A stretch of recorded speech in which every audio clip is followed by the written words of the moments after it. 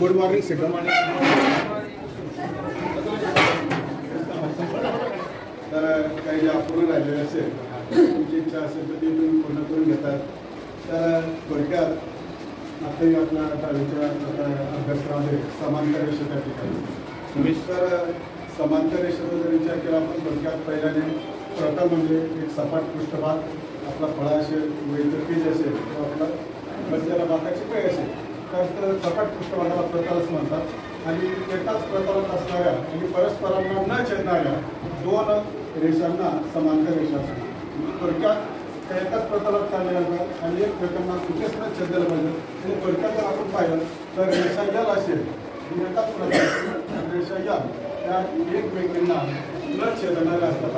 अशा ज्या रेषा असतात त्यांना समांतर रेषा म्हणतात. त्या समांतर रेषांच्या बाबतीत आपण असं पाहिलं होतं की आपल्या दोन समांतर रेषांना तिसरी रेषेला जर छेदत असेल तर त्या तिसऱ्या रेषेला त्या दोन समांतर रेषांची छेदिका असे त्या ठिकाणी म्हणतात. आणि ज्या बिंदूत छेदलेले असेल त्या बिंदूंना छेदन बिंदू असं त्या ठिकाणी म्हणतात. प्रामुख्याने त्या समांतर रेषा आपल्याला त्या ठिकाणी होतात. ऊर्जेला भाग आपले सर त्या ठिकाणी घेतात.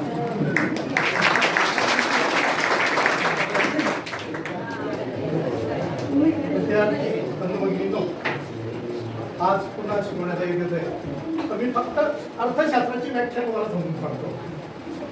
अमर्याद गरजा व पर्यायी मुलाची दुर्मिळ साधने यांचा मेळ घालण्याचा मानवी प्रयत्नांचा अभ्यास करणारे शास्त्र म्हणजे अर्थशास्त्र.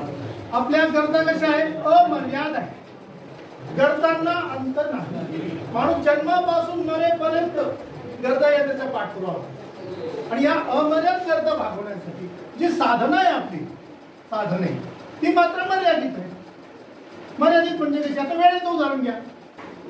आज सुंदर कार्यक्रम होता पण काही लोकांचं नियोजन वेळ दुसरीकडे द्यायचा. इकडे यायचं का पत्नी सोबत फिरावायला जायचं 3 दिवस होते त्याच्यामुळे त्यांना नियोजन त्यांचं चुकलं.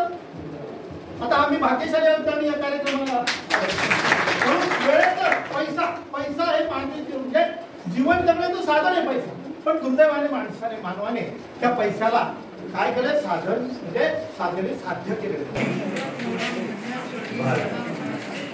याचं सोपं सांगतो तुम्हाला. प्रत्येकामध्ये क्रियाप्रमाणे चालतो. मी जेवण करतो, दादा जेवण करतो असं म्हणतात.